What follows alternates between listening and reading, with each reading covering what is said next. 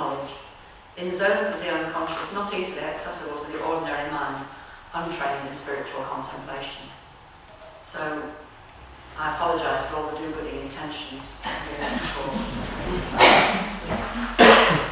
Then usually talks about misrepresentation as a necessity for survival. We show ourselves as other than we are all the time. And he gives some examples of the way animals disguise themselves for their survival mechanisms. And he's asking us here to be aware of misrepresentation in ourselves and others, and to be merciful, because it's for survival's sake. In defence of the devil, the angels represent themselves as conforming to an ethic which they believe is imposed by their God, who they call their common source. So they're protecting themselves from any unknowns which they feel would disturb their survival, but which actually would disturb their heavenly bliss. And we may, in fact, recognise this tendency in ourselves as well. There is a wonderful image in the foreword of the assembled ones wearing T-shirts on which is emblazoned in letters of silver, "We have a common source." But under their T-shirts are unique God-given talents, which could, if expressed, disturb their inertic ways, or at least involve them in some hard work. And Lucifer is the dissenting angel. He thinks they lack courage.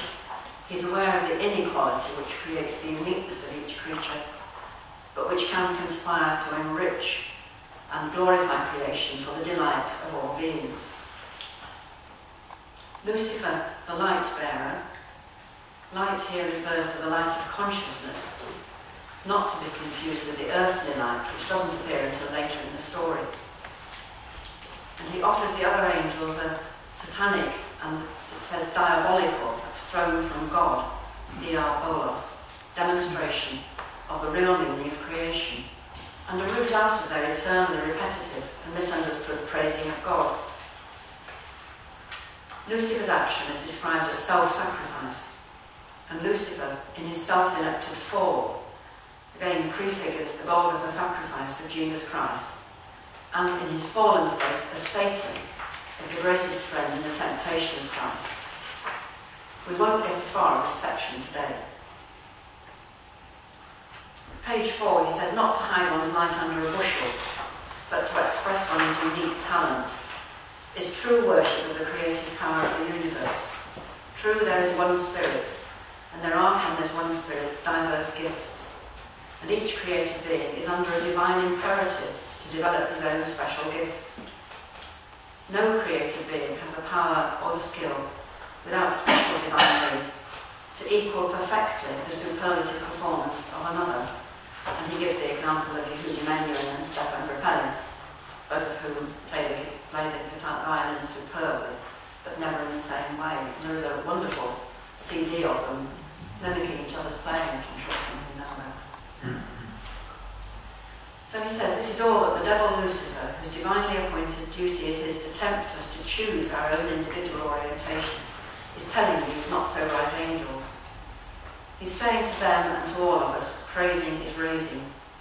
Each being is unique in talent, and it is for each one of us to demonstrate this uniqueness, and so to bring into the world some good new thing for the delight of the all, of which we are modalities.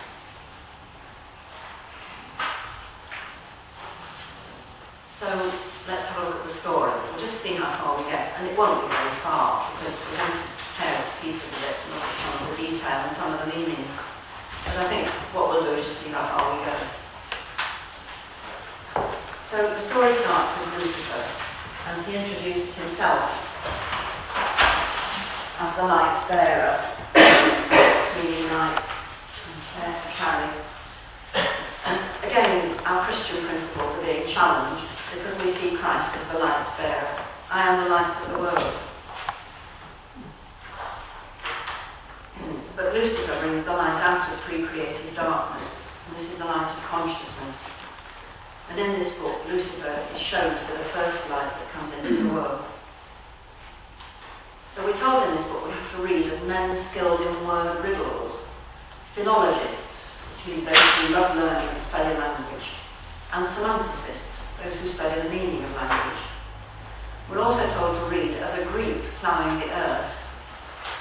right to left, left to right, from the middle to the ends and back, and in circles. So there's no way we're meant to read this book left to right, or however we normally read. We have to take it to pieces, look at each word, look at the letters that involve the word, look at the structure of the sentence. We have to look for meanings of words, for symbolic language, for dialectics, for meanings, and so on. So let's just tear a couple of words to pieces first. It's about devil. We take it down to the letters. D, the Hebrew Daleth, means a door. E, usually used as a threefold field of power, thinking, feeling, and willing. So this is the form, feeling, and function. V comes from involve. It's a letter that means initiative, and usually used it sometimes I think to mean a man. My memory of Bob left me when I was writing this. I is a dot, the individual, the smallest particle, and L, lambda, a letter that means to link and to bind. So we can add those together and make them into a door through the field of power, where initiation creates a dot, which links us back to the door again. It's a funny word, and if we write it backwards, I'm sure you've all done this, haven't you? This is a lot about the meaning if you look at it backwards. Could they have a light on? Which interferes with light. It's devilish.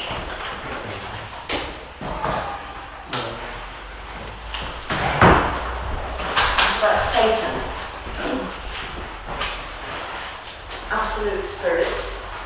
T is the crucifixion point. A-N. The N again is running energy, absolute running energy. And you've got opposites here. You've got a fixed point and absolute freedom and running energy. So put all these together, and it's a concept that is very difficult to hold in your mind. Satan.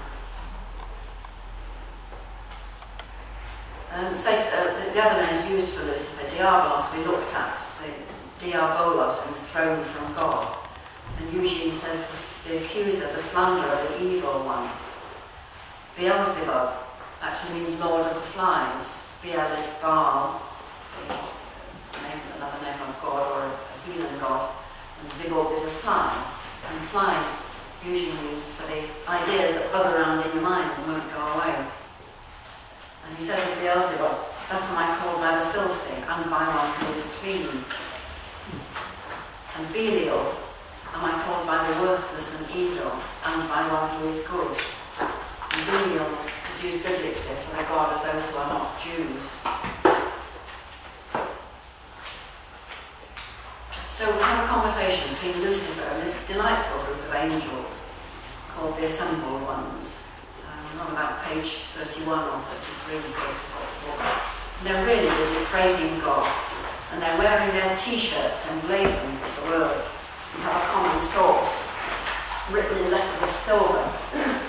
By an amazing coincidence. Huntington picked up these on Amazon last week. Going free for anybody who'd like it. Silver. Why are they silver on the heart? Anybody want to suggest why they're silver letters on the heart? Don't just be teasing me with this one. What's the meaning of silver? Lunar. It's the moon, isn't it? It's the metal of the mind, isn't it? So it's the mind metal, and it's on their hearts. So their hearts are thinking, not feeling. And they're really busy. They're praising God like mad. And the strange quality in them, of course, is inertia. They're busy resisting changes and discomfort and anything to do with innovation. Singing hymns, yes. And playing their harps as well. So they're certainly no longer heavenly beings as we thought of them. They are not supporters in time of trouble. They are not messengers from God. I certainly won't have two at my feet and two at my head, thank